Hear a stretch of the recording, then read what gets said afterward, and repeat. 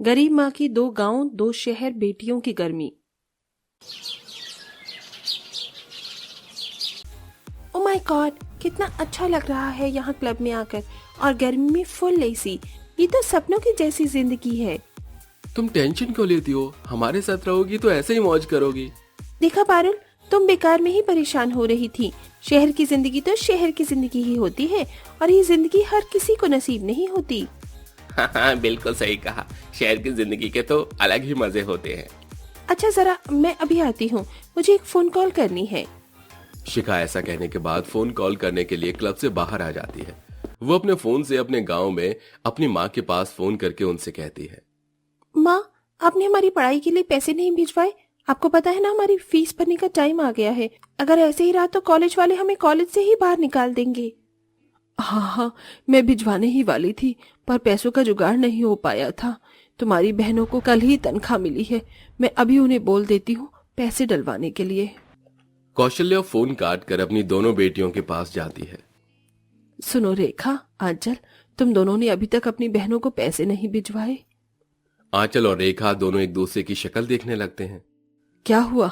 तुम एक दूसरे को क्यों देख रहे हो? जो भी बात है मुझे बताओ। कौशल्या के ये कहने के बाद आंचल अपनी माँ से कहती है, माँ, अगर हम थोड़े कम पैसे भिजवा दें तो कोई परेशानी वाली बात तो नहीं है? दरअसल गर्मी इतनी बढ़ रही है और हमारे घर में एक पंखा भी नहीं है।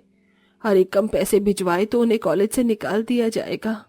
हाँ सही कहा मानी आंचल, तुम सारे पैसे भिजवा दो, क्योंकि हमारी छोटी बहनों की पढ़ाई बहुत अच्छी और बहुत जरूरी है।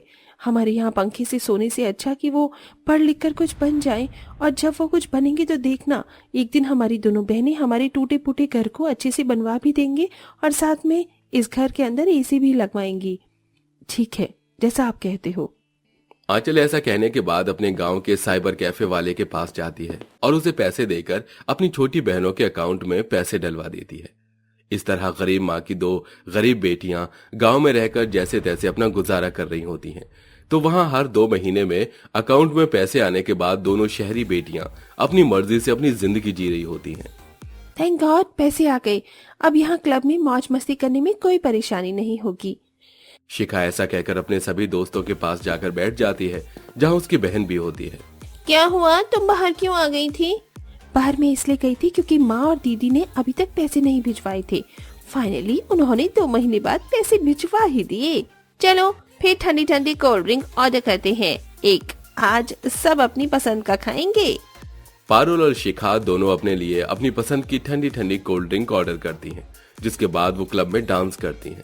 दिल में मेरे है दर्द डिस्को, दर्द डिस्को, दर्द डिस्को, दिल में मेरे है दर्द डिस्को, दर्द डिस्को, दर्द डिस्को। डीजे वाले मेरा गाना तू चला दे, थोड़ी वॉल्यूम ऊंची कर दे, थोड़ा बेस तो बढ़ा दे। डीजे वाले बाबू मेरा गाना बजा दो, डीजे वाले बाबू मेरा गाना बजा दो। इस तरह दोनों बहनें क्लब में एसी के मजे लेने के बाद अपने हाई फाई फ्लैट में जाती हैं और वहां का एसी ऑन कर देती हैं। ओ गॉड, आज हमने कितनी मस्ती की, कितने मजे किए। ये तो ठीक है, लेकिन ये बताओ, अगर माँ को हमारी इस छूट के बारे में पता चल गया तो वो हमें बहुत डांटेंगी। ओ यार, यहाँ पर आने के बाद भी तू ये सब सोच रही है? मैंने एक बार भी नहीं सोचा। अरे यार, ये जिंदगी दोबारा नहीं मिलेगी। इस टाइम तो चिल करने का टाइम है।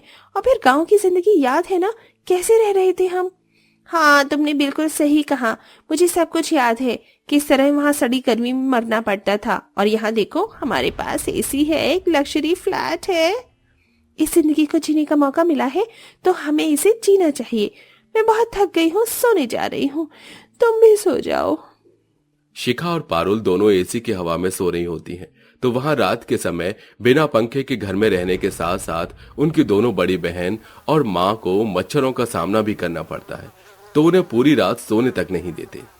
हे भगवान, एक तो ये सड़ी गर्मी, ऊपर से एक भी मच्छर सोने नहीं दे रहा। कहीं से कोई चैन ही नहीं मिल रहा। पता नहीं कब आएगी हमारी दोनों बहनें शहर से कामयाब होकर, कब हमें अच्छी जिंदगी जीने को मिलेगी। तुम दोनों परेशान क्यों होती हो? सब कुछ ठीक हो जाएगा। रुको, इन मच्छरों को मैं अभी भगाती हूँ।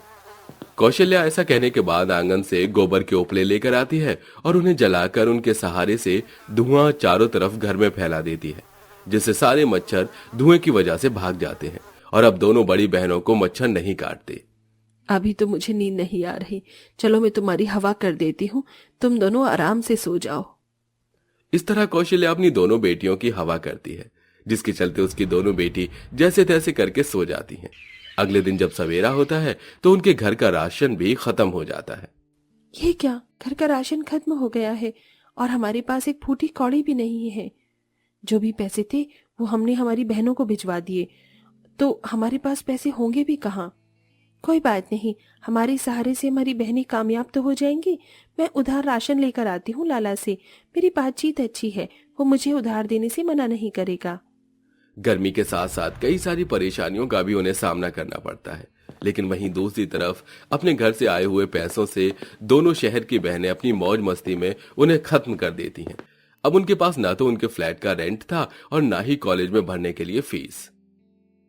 पूरे 4 महीने से तुम दोनों ने अपनी फीस नहीं भरी, इसीलिए कॉलेज से तुम्हें निकाला जा रहा है। नहीं मैडम, ऐसा मत कहिए, हमारी लाइफ खराब हो जाएगी। हमारी माँ और हमारी बहन को हमसे बहुत उम्मीद है, हम यहाँ अपना करियर बनाने आए थे।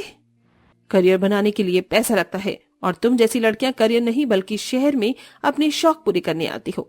अगर तुम्हें इतनी ही फिक्र होती तो तुम कहीं पार्ट टाइम जॉब भी कर सकती थी, लेकिन तुमने तो ऐसा कुछ भी नहीं किया। मेरे पास तुम्हारे लिए और कोई ऑप्शन नहीं है, तुम जा सकती हो। ये सुनने के बाद दोनों बहनें वहां से चली जाती हैं। वहीं दूसरी तरफ फ्लैट के मालिक भी उन्हें फ्लैट को खाली करने के लिए कह देते हैं। इसी के चलते उन्हें अपनी गलती का एहसास होता है।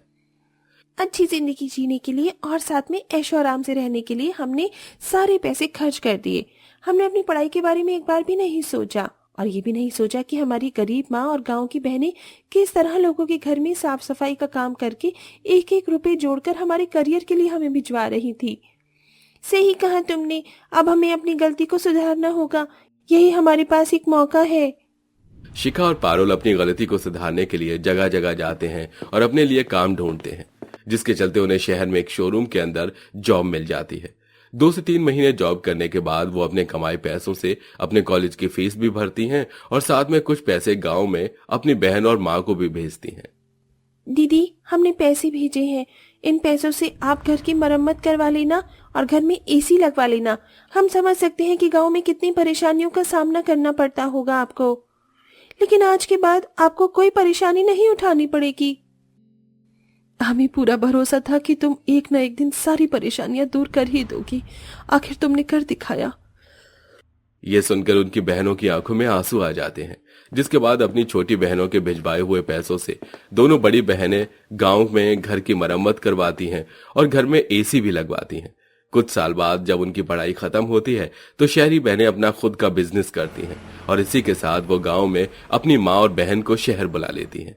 अब वो एक साथ खुशी खुशी रहने लगते हैं।